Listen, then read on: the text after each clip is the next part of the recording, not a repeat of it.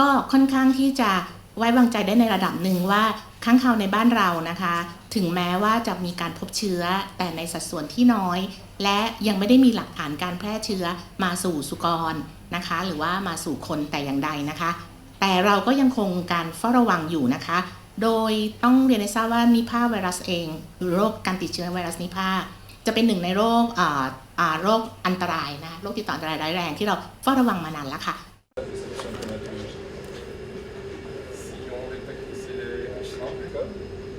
En tous les cas, qu'est-ce qui provoque la pandémie? C'est le fait que ça sera un vaccin ARN qui va mettre en place et je m'appellerai tout. Voilà, si vous mettez dans une vidéo, parfait.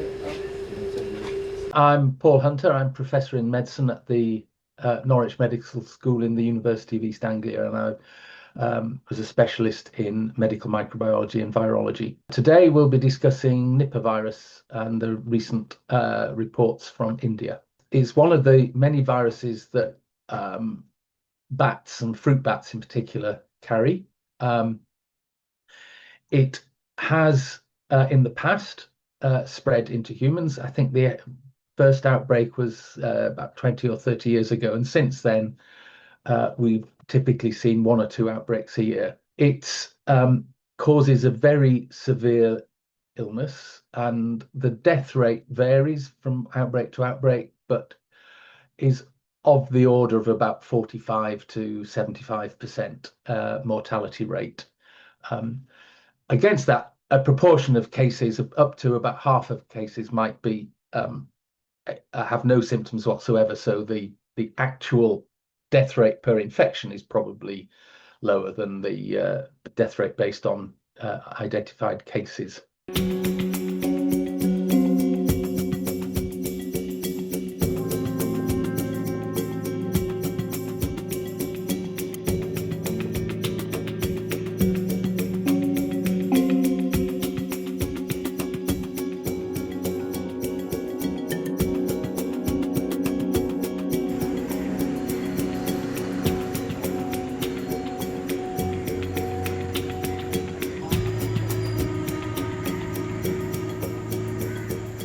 Most outbreaks start and most transmission events are because of a contact either with an infected animal or with something that has been contaminated by fruit bats. The early symptoms are quite non-specific. They could be anything really, sort of sore throat, fever, general feeling unwell, sore eyes, the sort of thing that could be caused by any disease or many different viruses. The thing that probably kills most is called encephalitis, which is an infection and a swelling of the brain.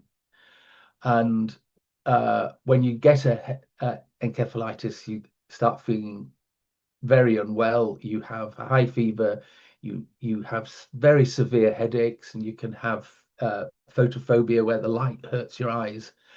And that is often associated with cases that ultimately die.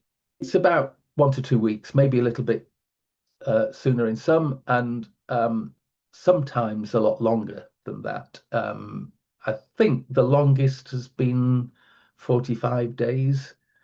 And what this means is that it's actually very difficult to control at airports. If you've got a disease that's got 2 weeks incubation period, for the first 2 weeks after somebody's carrying the infection, there's no way you can pick it up. In terms of the initial infections, it's being careful about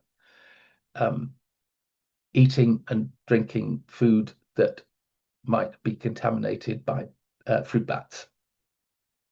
For the traveller, if any of us go to these areas, the issue is, it's the sort of things that you're not supposed to do anyway, or you don't eat fruit without peeling it first.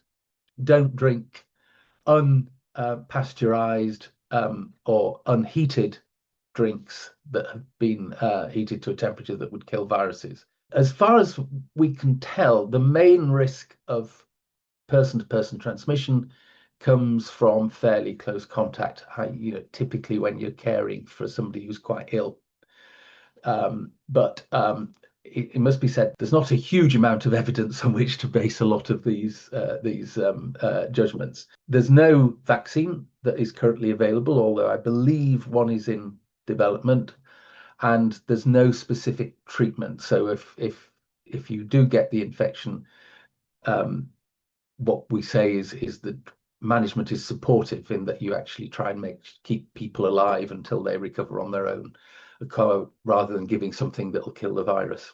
India has had several outbreaks in recent years. Most years there's one outbreak, and Bangladesh, which is right next to West Bengal, where these cases are occurring, have had many outbreaks over the years. So and they tend to die out of their own accord fairly quickly.